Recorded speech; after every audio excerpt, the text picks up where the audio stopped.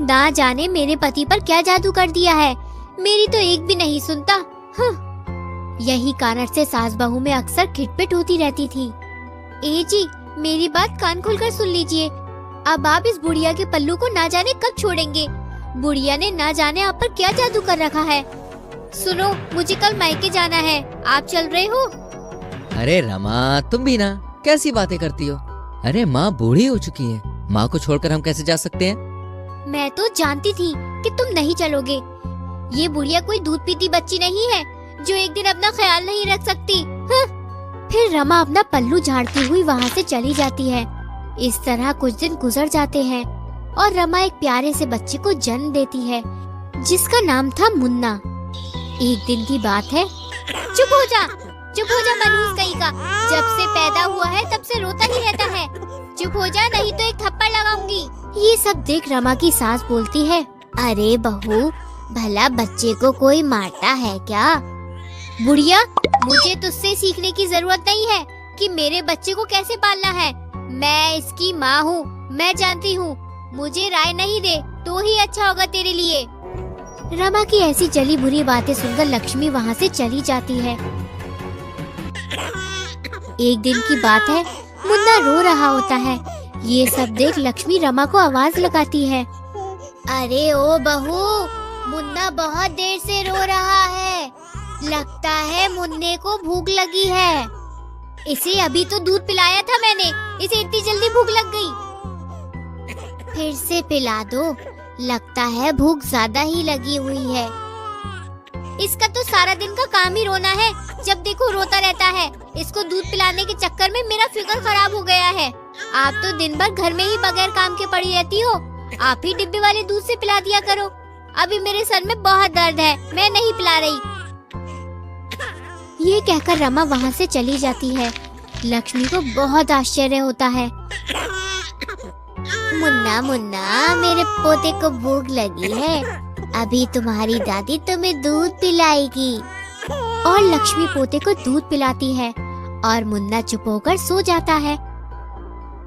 मुन्ना जब रमा की गोद में रहता था तो रोता ही रहता था और जैसे ही वो दादी की गोद में जाता तो चुप हो जाया करता था।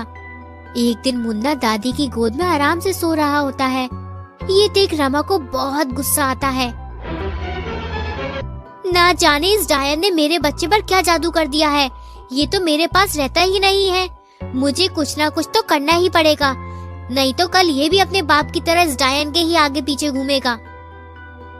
ये सोच रमा लक्ष्मी के पास जाती है और मुन्ने को उसकी गोद से छीन लेती है और गुस्से में उसे जोर जोर से मारने लगती है। चुप हो जा मनहूस कहीं का, चुप हो जा। अरे बहू, तुम उसे मार क्यों रही हो? ये मेरा पोता है, लाओ मुझे दे दो।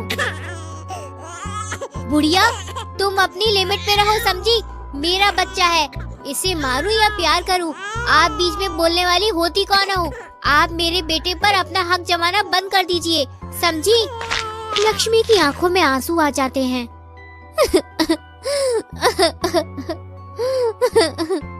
तभी वहाँ शेखर आ जाता है और माँ से पूछता है, अरे माँ, क्या हुआ? तुम रो क्यों रही हो? माँ, रमा ने तुमसे कुछ कहा है क्या? शेखर की आवाज सुनकर रमा वहाँ आ जाती है और चिल्लाते हुए बोलती है, ओहो, तो देखो कितनी भोली बन रही है। अब हम दोनों पति पत्नी के बीच आग लगाना चाहती हो। क्या बकवास कर रही हो तुम रमा? माँ ने तो अभी कुछ बोला भी नहीं है। शेखर को गुस्से में देखकर रमा वहाँ से चुपचाप चली जाती है। फिर एक दिन रमा छत पर मुन्ने को टहला रही होती है। तभी रमा की सहेली का फोन आ जाता है। रमा बहुत खुश हो जाती है और फोन पर बातें करने लगती है। बात करने में इतना गुम हो जाती है कि उसे ये भी नहीं दिखाई देता कि मुन्ना छत के किनारे तक पहुंच गया है। तभी लक्ष्मी मुन्ने को देखकर चिल्ला पड़ती है, मुन्ना, मेरा पोता। लक्ष्मी ये सब देख रमा के हाथों से मुन्ने को ले लेती है। तुम कैसी माँ हो? तुमसे बच्चे का ख्याल भी नहीं रखा जाता। अभी कुछ हो जाता तो मैं ये सब शेखर को बताऊंगी। रमा ये सब सुन गुस्से में लक्ष्मी को छत से धक्का दे देती है। लक्ष्मी के नीचे गिरते ही उसकी मौत हो जाती है। रोज रोज की खिटपिट से मेरा दिमाग खराब हो गया था। अच्छा हुआ जो मर गई। एक रात मुन्ना अपने पालने में सो रहा होता है, तभी उसकी नींद खुल जाती है और वो जोर जोर से रो रहा होता है, पर रमा की नींद नहीं खुलती। फिर वहाँ लक्ष्मी चुड़ैल के रूप में आती है और मुन्ने को उठा लेती है। मुन्ना दादी की गोद में जाते ही चुप हो जाता है। वो अपने पोते को खूब खिलाती है और उसके बाद मुन्ने को सुला देती है। देखो तो कैसे सो रही है, इसे कोई ख्याल नहीं है। इसे पता भी नहीं है कि बच्चा रो रहा है। मैं अभी इसे मजा चखाती हूँ। चुड़ैल रमा के पैर पकड़कर बेड से नीचे गिरा देती है और फिर गायब हो जाती है। मर गई रे, मैं कैसे गिर गई, मेरी कमर, ओ भैया। उसी दिन फिर कुछ देर बाद मुन्ना पालने में सोया होता है और जोर जोर से रो रहा होता है। अरे रमा उठो, देखो मुन्ना रो रहा है, शायद उसे भूख लगी है। मुझे सोने दो, अभी मेरे सर में बहुत दर्द है, मैं नहीं पिला रही। तभी चुड़ैल दादी वहाँ आ जाती है और रमा को खींचते हुए बेड से नीचे गिरा देती है। कौन है यहाँ? मर गई रे, मैं कैसे गिर गई, मेरी कमर, ओ भैया। कौन है यहाँ जिसने मुझे फिर से नीचे गिरा दिया? अब तो मेरी नींद भी उड़ गई है, चलो इसे दूध पिला देती हूँ। इस तरह ही तुम मानेगी, जब भी सीधी उंगली से घी ना निकले तो उंगली टेढ़ी ही करनी पड़ती है। एक दिन रमा पार्टी में जाने के लिए तैयार होकर मुन्ने को अपनी गोद में लेती है। तभी मुन्ना माधुरी की गोद में सूसू कर देता है। रमा को बहुत गुस्सा आता है और वो मुन्ने को पलंग पर फेंक देती है, जिसके बाद मुन्ना जोर जोर से रोने लगता है। ये सब देखकर शेखर को बहुत गुस्सा आता है। ना तो तुम अपने बच्चे का ख्याल रख सकती हो और ना ही घर का। अरे तुम्हें तो सिर्फ मतलब है अपने फैशन से। अभी मुन्ना को कुछ हो जाता तो? मेरा दिमाग मत खराब करो, ऐसे भी मुझे कोई शौक नहीं है बच्चे पालने का। तुम्हें ही संतान चाहिए थी, तुम ही पालो।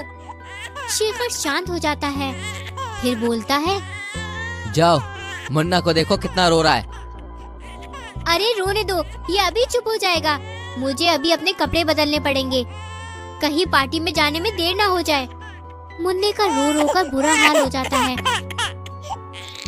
तभी वहाँ चुड़ैल दादी आती है और रमा को जोरदार थप्पड़ मारती है। चुड़ैल, तुम कौन हो? तुम्हें क्या चाहिए? मुझे पहचाना नहीं, मैं मुन्ने की दादी हूँ। माँ जी, आप चुड़ैल कैसे बन गई? शेखर ये सब देख माँ से पूछता है। माँ, ये सब कैसे हो गया? मैं पोते के प्यार में मरकर भी नहीं मर पाई। माँ जी, मुझे माफ कर दीजिए। खबरदार, जो तूने मुझे माँ कहा तो तूने ही मुझे छत से धक्का देकर मारा था। बच्चे का ख्याल नहीं रखती है। मैं तो सिर्फ अपने पोते को प्यार कर रही थी, फिर भी तुझसे देखा नहीं गया और तूने मुझे मार दिया। रमा, तुमने ये क्या किया? खबरदार, जो तुमने आज के बाद मुझे अपना मुंह दिखाया। चली जाओ यहाँ से। मुझे माफ कर दीजिए माँ जी। नहीं बेटा, इस मासूम से मेरे पोते का कौन ख्याल रखेगा? अगर मुझे बदला लेना होता तो मैं इसे कब का मार देती। तुम भी तो इसे माफ कर दो बेटा। रमा लक्ष्मी से माफी मांगती है और वादा करती है कि वे मुन्ने का बहुत अच्छे से ख्याल रखेगी। रमा की ये बातें सुनकर लक्ष्मी को तसल्ली होती है और वो वहाँ से गायब हो जाती है।